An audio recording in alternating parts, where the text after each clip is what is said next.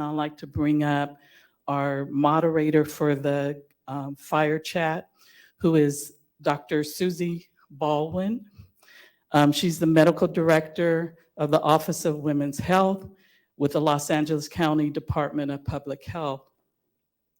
She has a long history as a preventive medicine specialist. And since 2005, Dr. Baldwin has actively engaged in anti-trafficking work through clinical care, research, training, and advocacy. She co-founded and is the immediate past president of the organization Heal Trafficking and serves as a national expert on trafficking in numerous areas. It's such a pleasure to bring up Dr. Baldwin, who will moderate today's Fire Chat.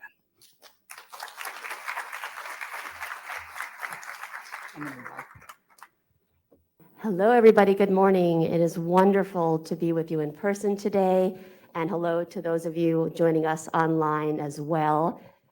I am happy to introduce our two panelists for our Fireside Chat, and I will use their bios here. I'm not going to read the whole bio because they both have tremendous commitment and experience to the issues we're talking about today. We have Chanel Smith, who's, can you hear me okay? Thank you. Chanel Smith, who's spent the last 15 years working to enhance services available for marginal and vulnerable populations. She's currently the executive director for the LA County Women and Girls Initiative. We also have Leah Aldridge, who is an experienced management executive who's worked in anti-sexual assault and anti-domestic violence movement for decades, managing all kinds of work statewide and nationally. And we are thrilled to have them both here today to debrief about what we heard. And thank you, Margaret, for your very thoughtful and inspirational remarks. I'm going to continue. We're going to move over to the table to make it a little more cozy. And I'm going to start off by reflecting on the intersectionality of the issues that we're talking about today. And as Margaret mentioned, when we look at the intersection of intimate partner violence, sexual violence, and reproductive health, rights, and justice, a lot of the same themes emerge. And focusing on the reproductive rights and justice angle, we know that people who are already marginalized or vulnerable in some way bear a disproportionate impact from the restrictions on reproductive health that we're seeing in this country. We know that women of color experience more harm from these laws, as do low-income women, people with disabilities, young people, lesbian, bisexual, queer women, immigrants, trans people, gender nonconforming people.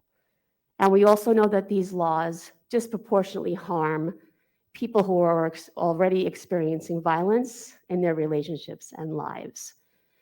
And this isn't just, I mean, it is common sense, right? We can all figure this out, that if you have been attacked by your partner, if you are controlled, if you have been raped, it is even more important that you have the autonomy to do what you need to do with your body. But we also have evidence that this is the case. UCSF did a very involved, sophisticated study to track women who were seeking abortion in the United States. And although not only people who identify as women need pregnancy-related services, including abortion, the study was done on cisgender women, so I'm going to use the term women. But all of these things that we're saying today apply to anybody with a uterus. About 6 to 22% of people seeking abortion in the United States are experiencing intimate partner violence. In the study that UCSF did, they tracked these women when they went to the clinic in states that have different gestational ages at which somebody could get a pregnancy termination. So in some states, if you were 14 weeks pregnant, you were too far along. In some states, if you were 18-week pregnant, you were too far along. And those people who had experience, who arrived at a clinic and were told that their pregnancy was too far along to end it, were turned away, hence the name, the Turnaway Study.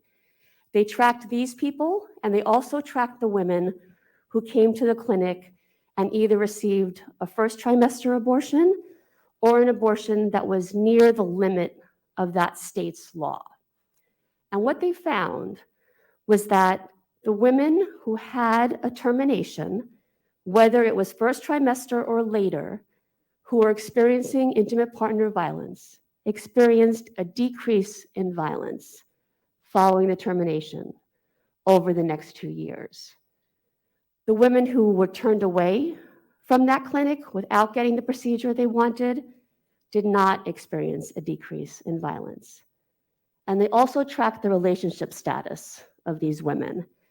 And they found that the women who received an abortion, either when they first sought it at that clinic, or for those who were turned away and got a referral and found another place to get that termination, they all were more likely to be out of that relationship within the next 2 years than the women who went along to give birth. They stayed in contact with that violent partner.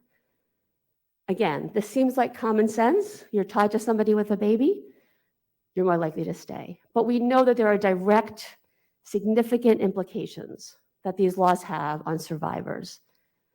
So, Chanel and Leah, we're going to talk about the impact of these abortion restrictions that we're facing throughout the country. First, generally, what are your thoughts about how these restrictive laws intersectionally harm survivors of domestic violence?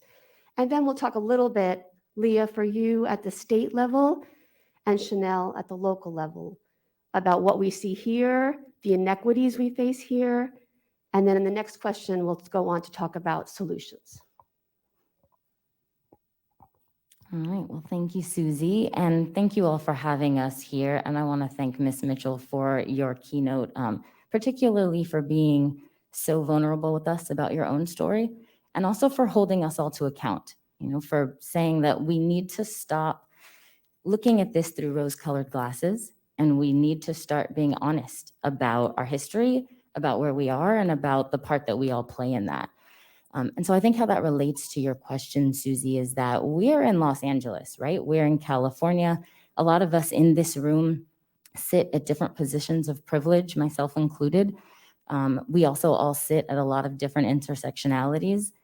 And so what I think that the impact that this has, particularly for us in Los Angeles, is that creates a cognitive dissonance, right? Our abortion rights are frankly safe here, right? That is the law, but that's not the reality, as you mentioned, Susie, that people who, have low socioeconomics, people who are in abusive relationships, everybody doesn't have the same access. If I have to take a bus to get an abortion or to get, pregnancy termination or reproductive care at all, and my partner does not allow me to travel freely, I don't have the same access as somebody who has a car in our city. People who are coming here, who are trying to receive abortion care, we know that throughout sort of history, as Ms. Mitchell mentioned, abortion care has always been under attack. So we know that people have been traveling throughout states for decades to try and get services. And we anticipate that in LA County, we certainly will have an increase in people that are coming here. That's not going to be overnight, right? There's not going to be tens of thousands of people that are flooding here, but people are going to come. And how is that going to impact our healthcare system? How are people who live here who want to get services, how is the weight on that going to be impacted? So I think that there's so much that this does that affects us here, even in a place that seems like we are seemingly safe.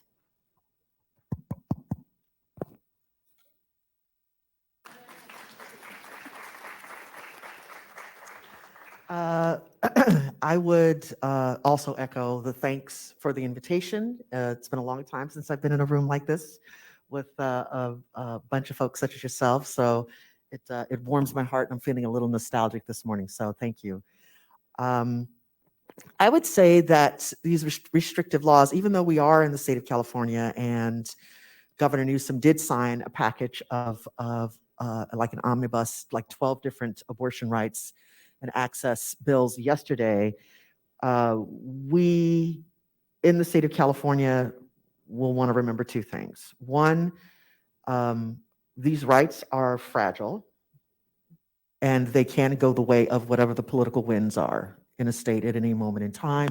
I don't know if, I mean, you know, at one point, Ronald Reagan was governor of the state of California. Okay, so we had Ronald Reagan, then we had Jerry Brown, right? So political winds and can shift.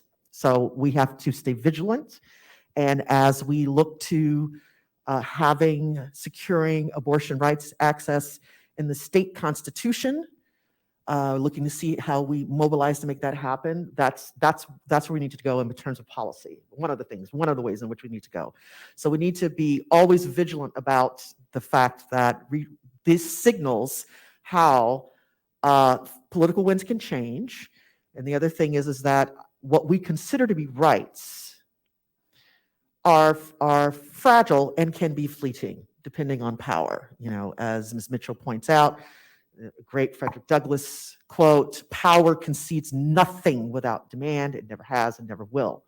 So we want to make sure that we are paying attention to the way in which power, however we're characterizing that, is always seeking to continue to consolidate and grow its own power at the diminishment of those of us from whom it is diminished.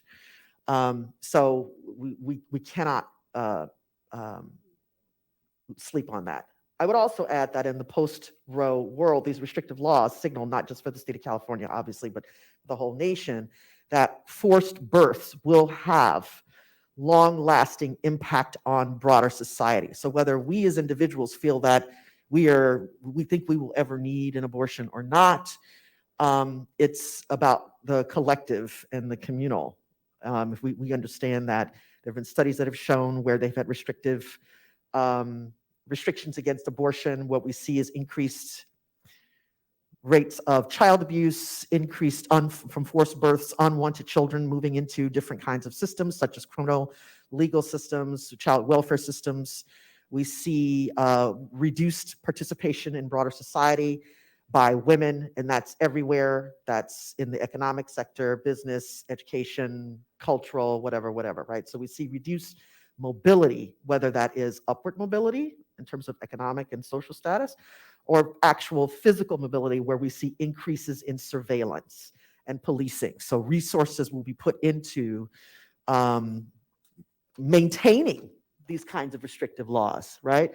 So it's not enough to just say you can't get an abortion, but then we have to ramp up the police state to enforce the restrictions of abortions, right? Ms. Mitchell points out that public health emergencies draw resources, responses, and recognition that it is indeed an emergency, right? Well, as far as some people are concerned, too many abortions constitutes an emergency, and we have to not only pass the laws that criminalize the behavior, then we have to enforce it with more resources that will increase policing, criminalization, incarceration, and so on and so forth. So we all have a vested interest in paying attention to when people in power seek to reduce power, mobility, autonomy, access, and opportunity. Thank you both.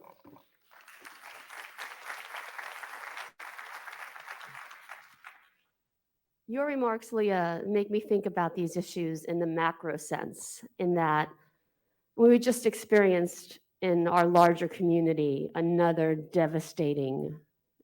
two devastating murders that had domestic violence at their root. And we also see at the national level, in this struggle to maintain our democracy, that some of the very groups who are on the forefront of combating our democracy overtly have in them, in their leadership, men with histories of severe domestic violence perpetration. These things are all intertwined at many, many levels. What we experience here at a micro level in our families is true at the national level with what we're seeing to the threats to our democracy. So I think looking again at these issues holistically, as Ms. Mitchell encouraged us to do, and raising our voices, it's all really closely tied together, whether we talk about anti-racism or protecting reproductive rights or protecting our democracy, we're really battling the same forces. And I think that's an important thing to keep in mind as we, in California, relish the privileges that we have with this amazing package of laws that was signed. We didn't get everything we wanted, but we are making great strides to protect people here. And yet we have a long way to go because of the inequities foundational to our society.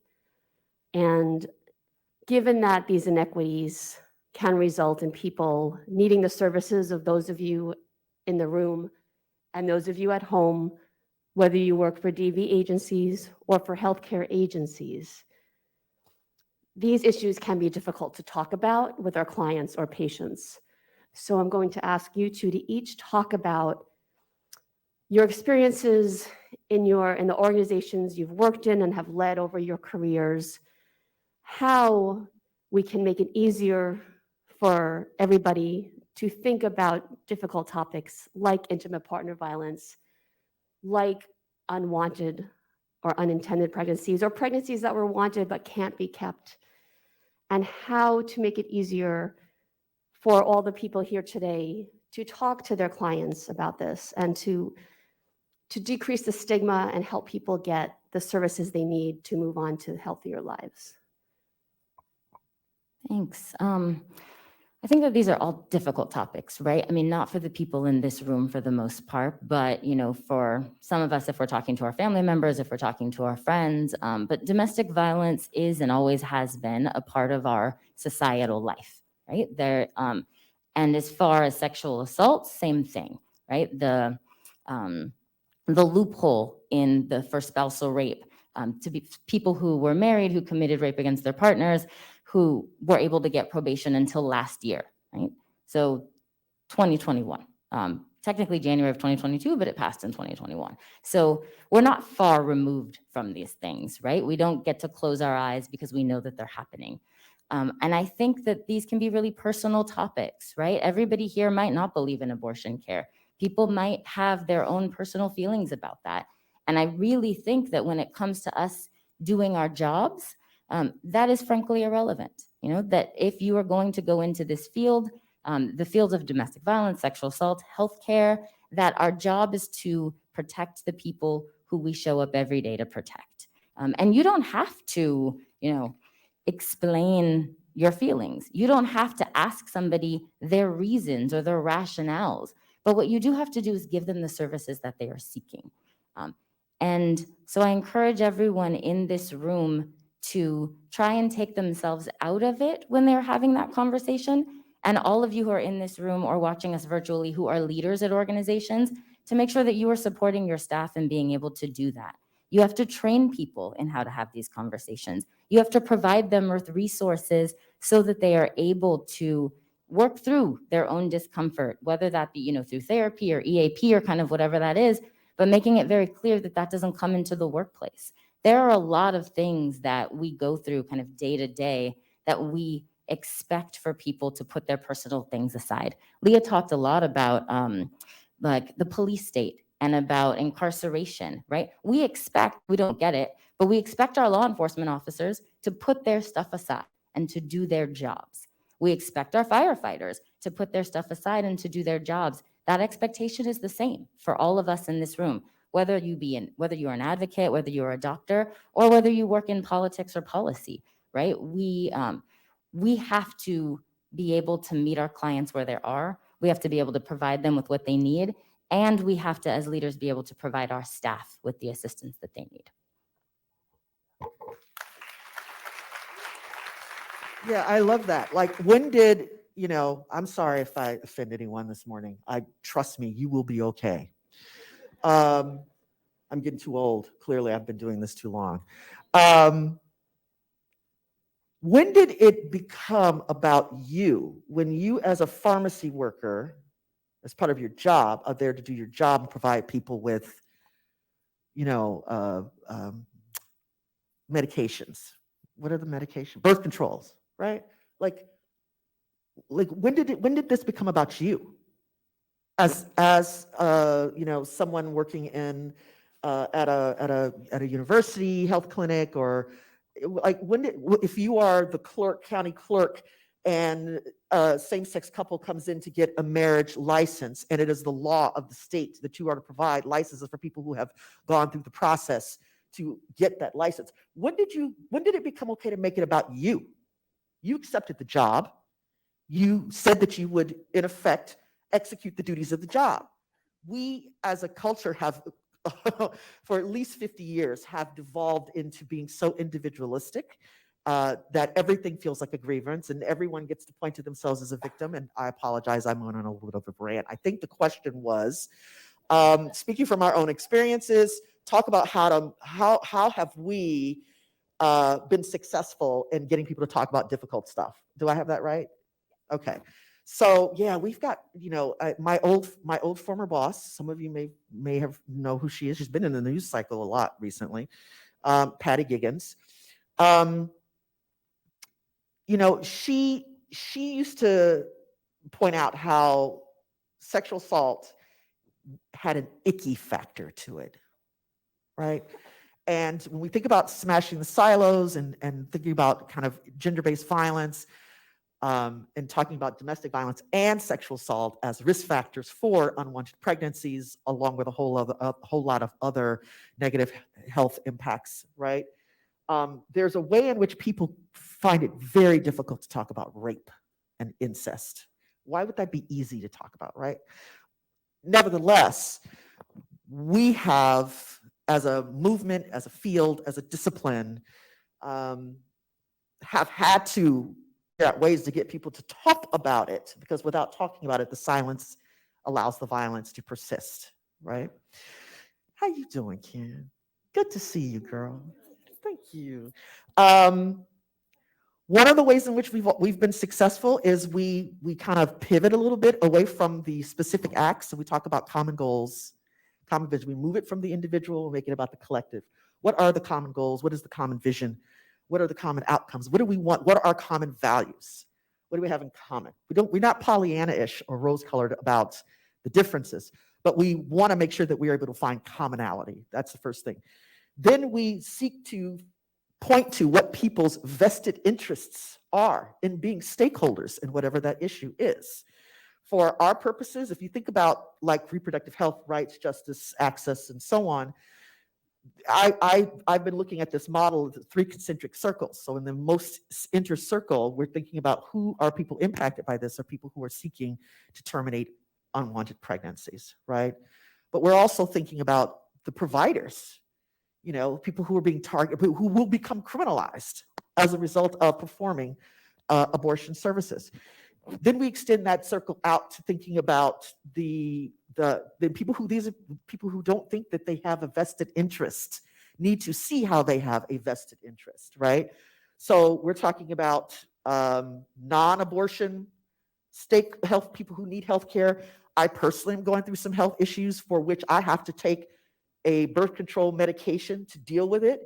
If I were in another state, I would not be able to get this medication. And I would be in a really, really super bad way beyond where I am right now, okay?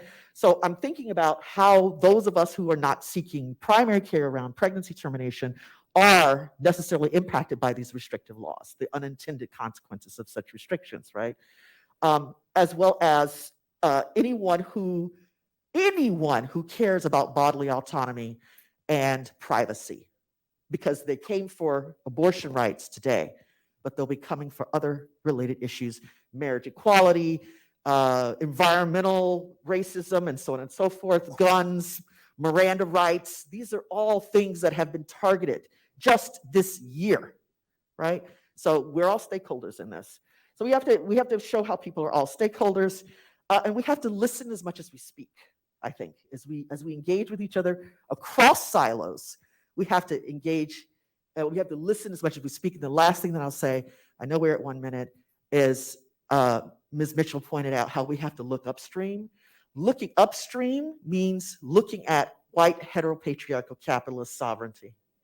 this was intended to be a white Christian man's country. And everything that has changed over the time has been by people who have demanded those changes, and which is met with a backlash to return it to white heteropatriarchal sovereignty, right? So that's, even though we're looking at gender rights and racial rights and housing rights, those are all strategies. Those are all individual strategies and pathways for us to enter into the struggle to deal with the white heteropatriarchal capitalist sovereignty that is the United States of America. Thank you.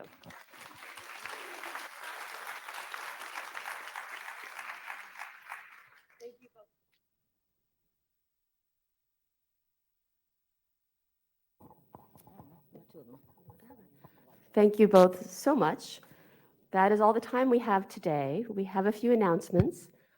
Let me just add on a slightly more bright note that in these structures, these deeply entrenched structures that we are fighting to maintain rights, we are creating safe havens here for people experiencing intimate partner violence through all of you.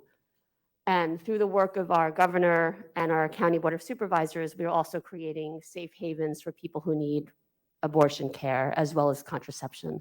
So there is hope for us, and we must keep raising our voices at the table that Ms. Mitchell mentioned, in the literal tables and the proverbial tables. So thank you all very much. A reminder to please visit the CEU table and the exhibitors.